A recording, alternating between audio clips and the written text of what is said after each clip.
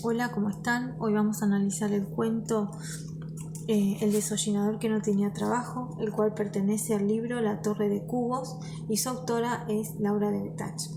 Primeramente tenemos que decir que el cuento pertenece al género fantástico, nos damos cuenta por las características que tiene. Por ejemplo, presenta hechos ficticios, ¿no?, que son vinculados con la fantasía. Acá hay una persona, un desollinador, que viene a Buenos Aires a querer limpiar la chimenea del obelisco y se encuentra que adentro viven los ruidos. Ahí está lo fantasioso, ¿no? Otra de las características, que sus personajes pueden ser representados por seres humanos, objetos. En este caso también hay ruidos, los ruidos son personajes también. Las siluetas, ¿no?, que viven, las siluetas de colores que viven dentro del obelisco. Muestran características creíbles, incluso hasta el mismo receptor, el que lo lee, se puede sentir identificado con estas características.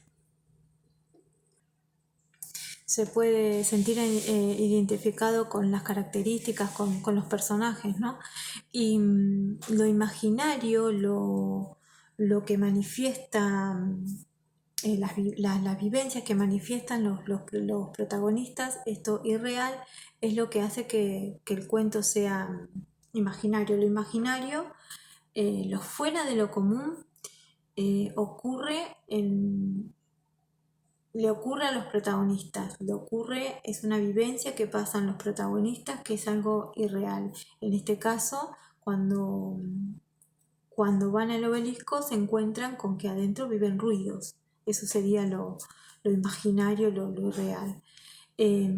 Otra de las características, que siempre es en este mundo, no es en ningún otro, siempre está representado en este mundo, pero no tiene explicación, no se explica, es algo irracional, pero está dentro de este mundo, es algo que no tiene explicación. También tiene una estructura muy definida, tiene un inicio, un desarrollo y un final. En el inicio se presentan los personajes, el lugar, el ambiente donde ocurre, y es donde se desarrolla el problema. Después, en el desarrollo, se produce el rompimiento de los hechos que se planteaban en el inicio. El problema del inicio, en el desarrollo, tiene un rompimiento. En este caso vendría a ser cuando Carbonilla va a querer limpiar el obelisco, se encuentra con que no había nada para limpiar, que estaban solamente los ruidos y que encima se queda sin trabajo.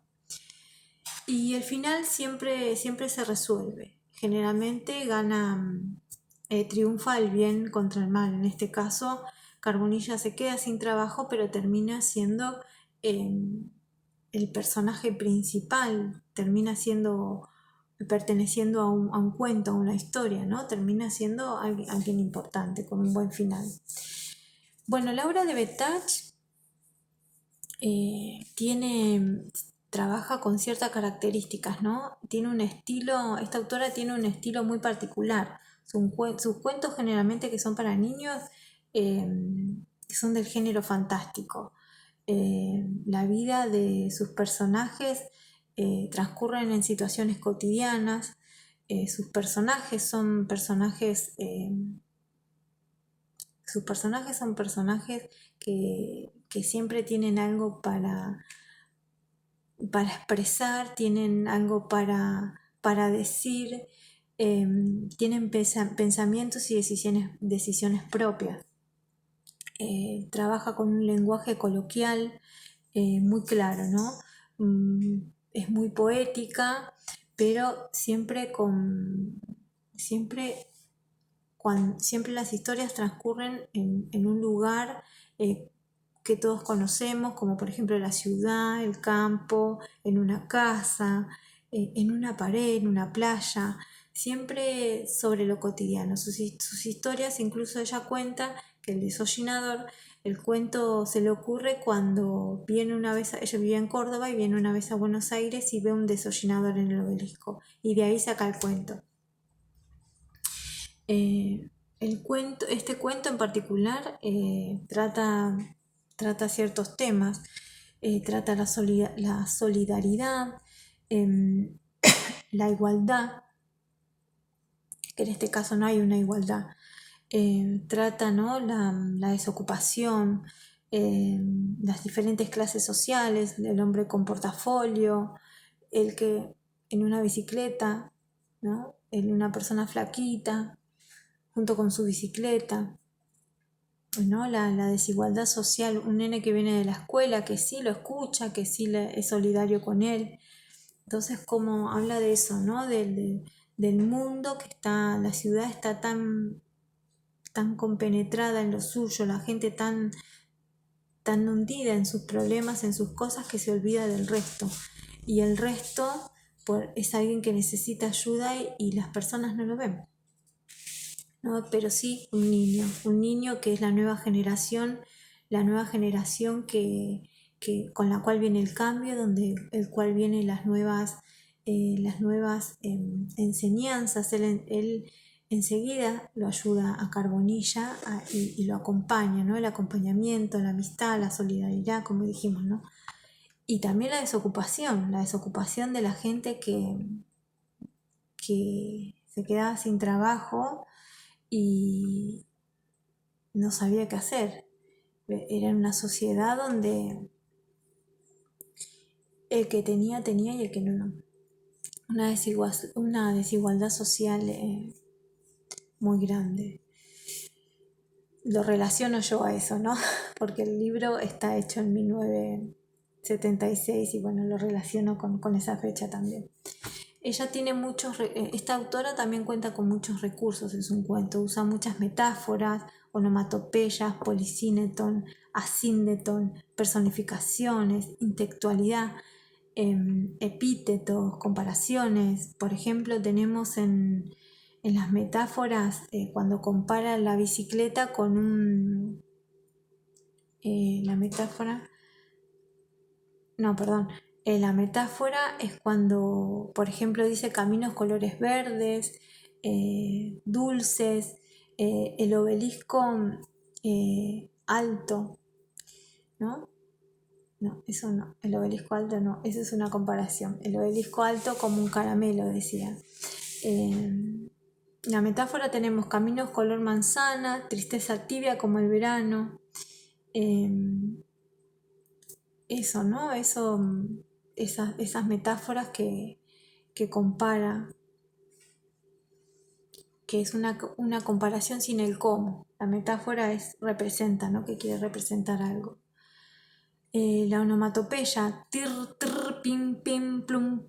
Bueno, plum, plum no dice, pero las risas, los ruidos, los bocinazos, el ruido de la sirena. Usa mucho onomatopeyas, por lo menos. Usan todos los cuentos, pero en este cuento usa muchas onomatopeyas. Polisíneton y las sirenas y los motores, los que vivían adentro del obelisco.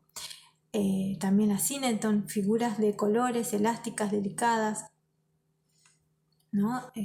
Para nombrar cosas. Las personificaciones, el desollinador, ¿no? Carbonilla, que era el desollinador. Totó, los ruidos también son personajes. La intelectualidad. Ella utiliza mucho estos recursos en sus cuentos. En este cuento, en La Torre de Cubos, tenemos, por ejemplo, el cuento de Mauricio y su silbido, y acá ella lo nombra, donde dice: sé lo que les pasa a los chicos cuando se tragan un silbido, y se refiere a este cuento. Después tenemos cuando dice monigotes conozco también los monigotes de las paredes, y habla, ¿no?, de monigote de carbón. Eso es intextualidad, cuando un autor nombra otros cuentos dentro de su cuento. Después tenemos epíteto. El epíteto es unas palabras que representan algo, ¿no? Acá sería el desollinador. El desollinador es Carbonilla. Comparaciones, acá están las comparaciones, que tenemos bicicleta como un caballito que espera comida. La bicicleta como un caballito que espera comida. Carbonilla, negro y flaco como su bicicleta. El obelisco era como un largo caramelo, ¿no? Ahí tenemos las comparaciones. Bueno, la autora utiliza mucho esos recursos, utiliza esa temática y siempre nos deja algo con lo cual reflexionar, siempre nos deja un lindo mensaje en sus cuentos, y hace que los niños vuelen su imaginación, que uno se meta en esos personajes, en ese nene que silbaba palabras, en el desollinador que se había quedado sin trabajo, que entra en el obelisco y vive en un montón de ruidos. Y Totó, un nene bueno, un nene solidario que lo ayuda, ¿no? Uno se encariña con esos personajes, eso es lo que logra la autora, por lo menos lo que logró conmigo. Bueno, podemos hablar un poquito de la autora. La autora Laura Betach nació el 5 de octubre de 1936. Es escritora, poeta, narradora y fue maestra en nuestro país. El libro, este libro, por ejemplo, La Torre de Cubos, ella lo publicó por primera vez en 1976. Y era en la época de los militares, ¿no? Y en 1979 lo prohíben. Lo prohíben porque era un libro que hacía que los niños desarrollen su imaginación. Les quiero leer un párrafo que, que dice por qué, ¿no? ¿Por qué lo prohibieron? Dice el decreto de prohibición. La provincia de Santa Fe ha dado a conocer la resolución 480 con fecha 23 del 5 al 79 que se halla en circulación la obra La Torre de Cubos de la autora Laura de Betach destinado a los niños, cuya lectura resulta objetable y considerando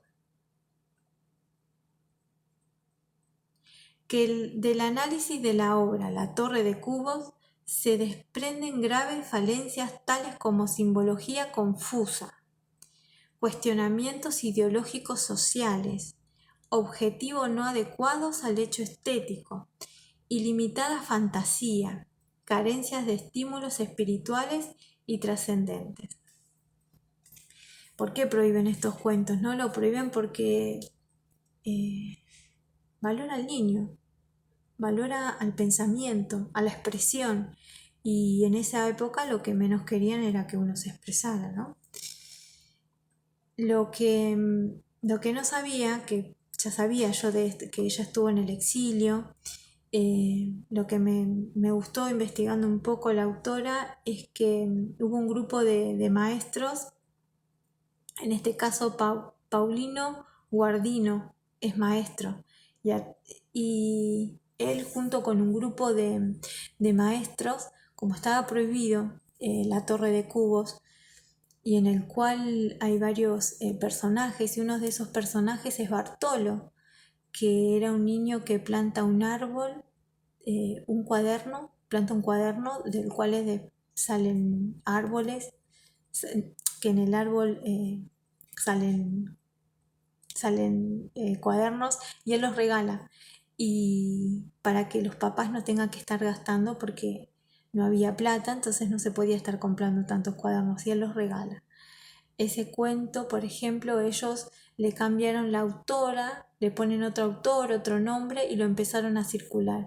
Y así se empezaron a circular muchos cuentos de la Torre, por ejemplo, de Laura de Betach, de Elma Bormenmann. También que estaba prohibido, un elefante ocupa mucho espacio, y otros más. Los maestros empezaron a hacer eso, ¿no? Hablar entre ellos y leer los cuentos con los personajes tenían otro nombre, cambiaban el autor y se lo leían a los chicos, entonces nunca se perdió eso. Y la autora, cuando vuelve a reeditar el cuento, y con esto termino, pone en su dedicatoria, pone a todas las maestras y todos los maestros que hicieron rodar estos cuentos cuando no se podía. Muchas gracias. La Torre de Cubos. La verdad que es un cuento, es un libro muy hermoso que tiene varios cuentos, y cuando uno entiende también, ¿no? Por lo que pasó Laura, que estuvo en el exilio, y cuando empieza a leer un poco más, a investigar un poco más de sus cuentos, uno se da cuenta que más allá de que los puede leer a cualquier niño, también lo puede leer cualquier adulto, pero el adulto se puede dar cuenta del otro sentido, ¿no? Que tiene también el cuento. Esto de, por ejemplo, en el desollinador que no tenía trabajo, la falta de trabajo, ¿no? La desigualdad social que había en esa época, como había mencionado anteriormente.